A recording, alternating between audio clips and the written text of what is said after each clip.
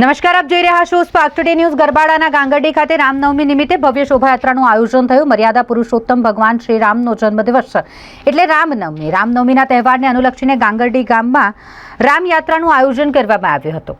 ગાંગરડી ગામમાં સરાબલી ફળિયાથી ડીજેના તાલે પ્રભુ શ્રી રામની પ્રતિમા સાથે રામયાત્રાનો પ્રારંભ કરવામાં આવ્યો, જે રામયાત્રા આખા ગાંગરડી ગામમાં ફરી અને રામજી મંદિરે પૂર્ણ થઈ। રામયાત્રામાં મોટી સંખ્યામાં ગ્રામજનો જોડાયા અને ડીજેના તાલે ઝૂમી ઉઠ્યા હતા। જય જય શ્રી રામના નારાથી સમગ્ર વાતાવરણ ગુંજી ઉઠ્યું હતું।